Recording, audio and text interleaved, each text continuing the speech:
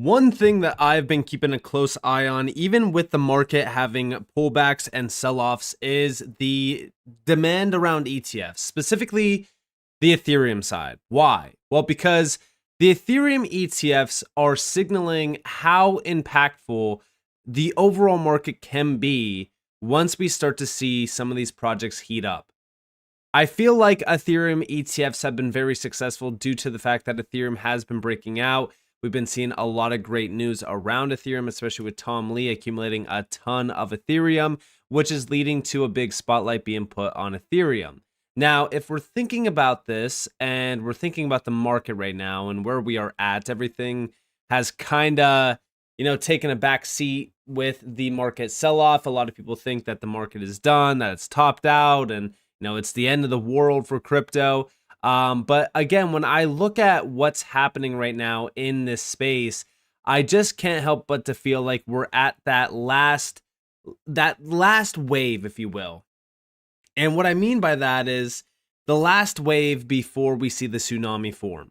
Because again, the last wave back in 2020 into 2021 was roughly November into December of 2020.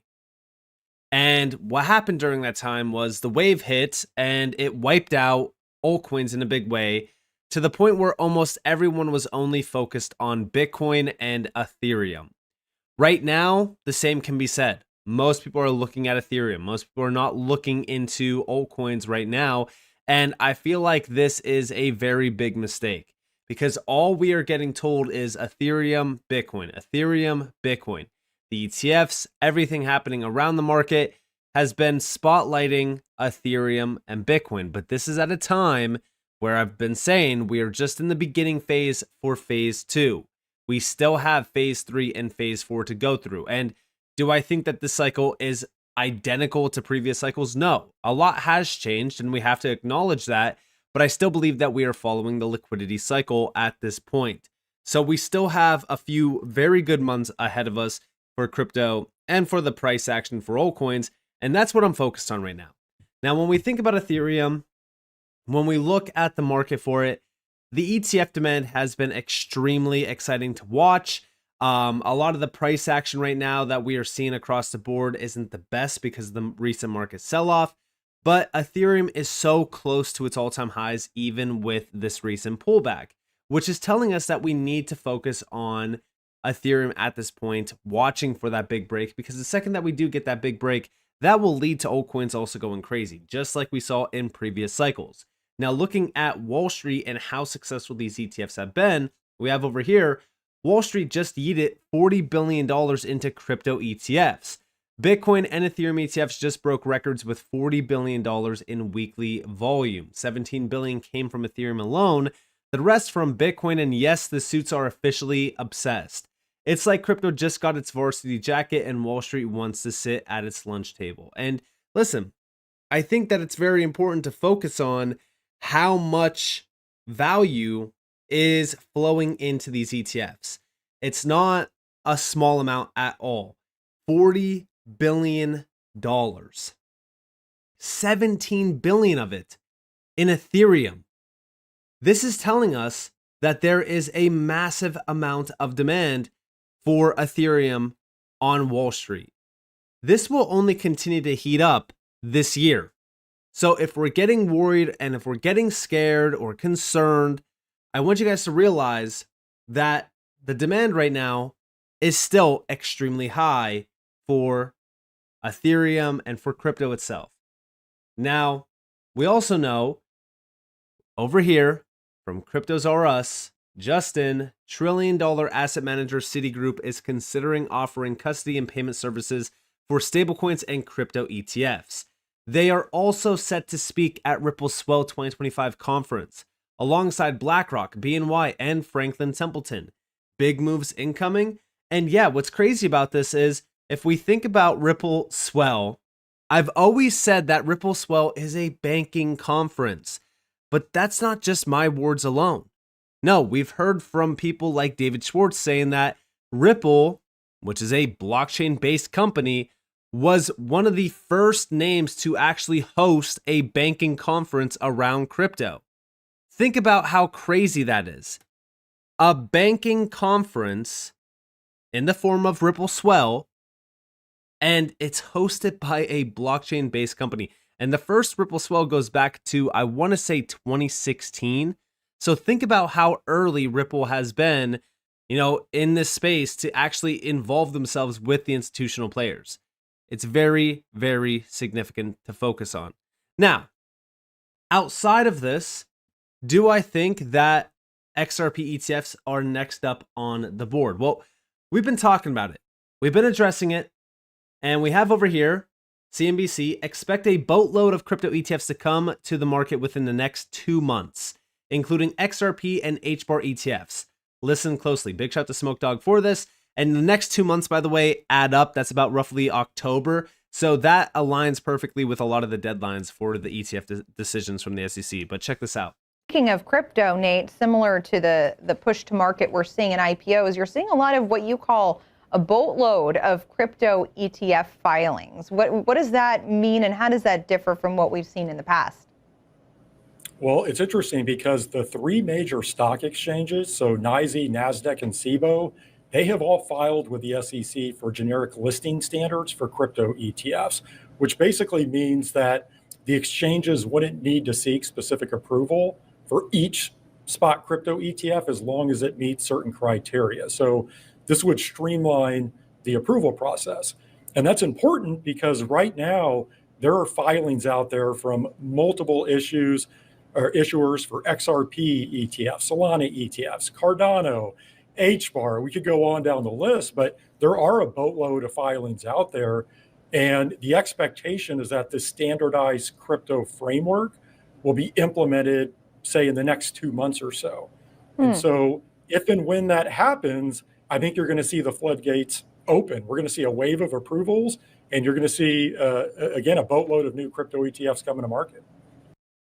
And yeah, I mean, listen, I completely agree with Nate here because, again, it makes a lot of sense from the broad market point of view, especially aligning perfectly with altcoins really waking up, the Fed rate cut decision as well. It kind of feels like the environment around crypto is kind of set to erupt in September into October. So the next 2 months are definitely prime time for the market to really kind of, continue its upward ascension. So far since April of this year, the market has been very, very bullish. So for about 4 months, we've just been really consolidating to the upside on a lot of altcoins. In terms of Bitcoin, has just been breaking out from those lows, going to 124K. So Bitcoin's been doing very good. And of course, Ethereum nearing new all-time highs. We can't complain about that.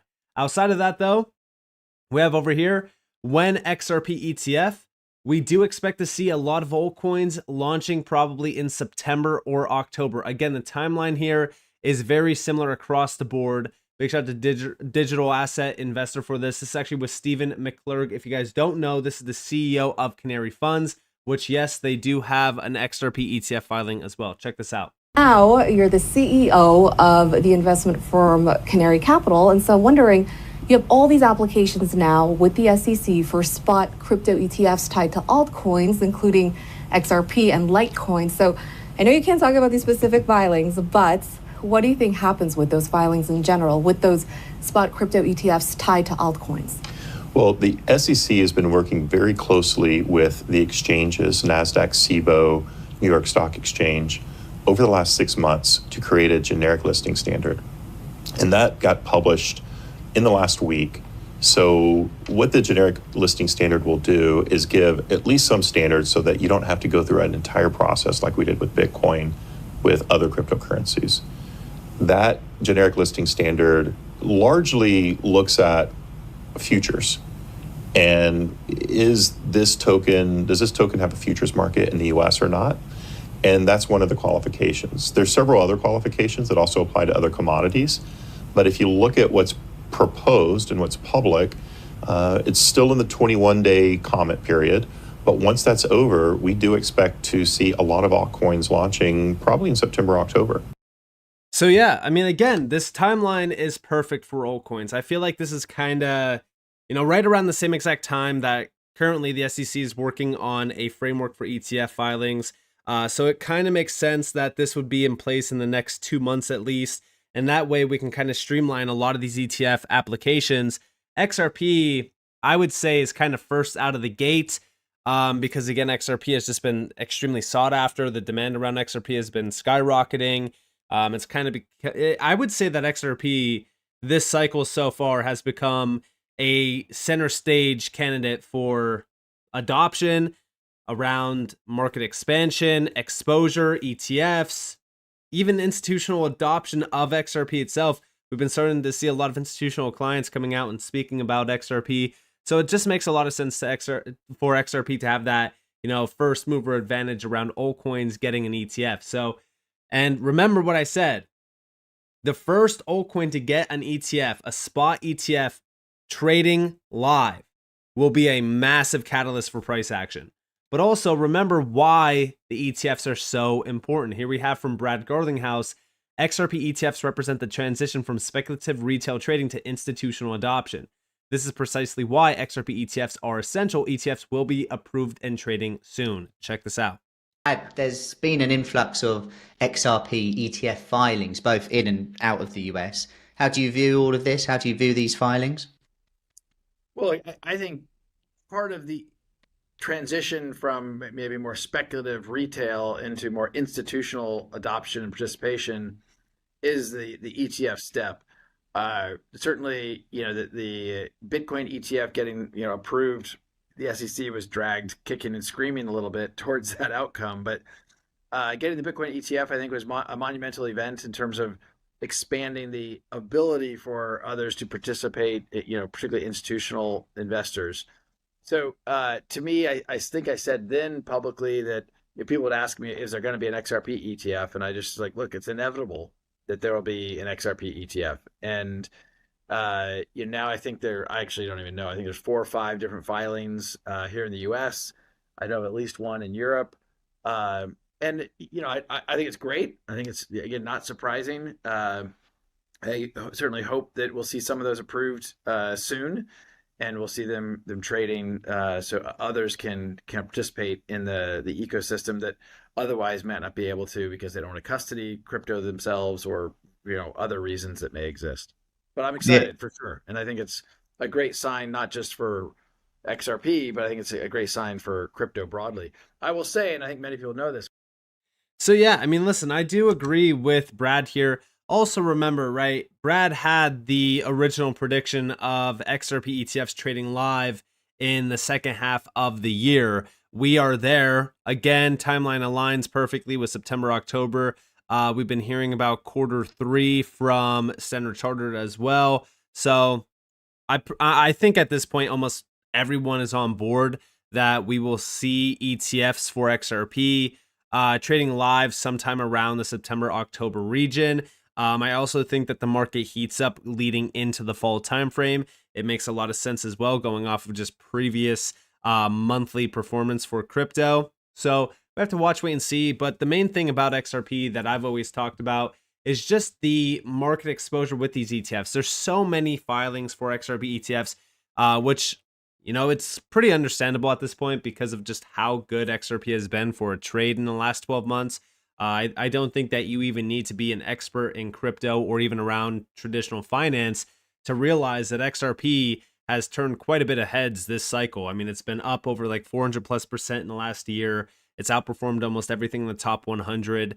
And, again, just from an overall market view, you don't even have to be a finance guy. 400% in 12 months. That's a pretty big gain. And it's something that is definitely exciting to see if you hold XRP. And if you're a big player, if you want to get an XRP product out there, like an ETF, you're probably eagerly waiting for this to happen because you're just waiting for that green light. You're just waiting for the market moment to get that ETF live because you know how big of a success it will be, how much money it will make. This is also why I've always said that BlackRock will be on board once we start to see these go live. So with that being said, I hope that you guys enjoyed this video. If you guys did, leave a like, subscribe, turn notifications on because of more free content. You guys are more than welcome to follow me on Twitter and join the free Discord in the description below. And with that being said, guys, it's been Nick. Thanks for watching. Peace out.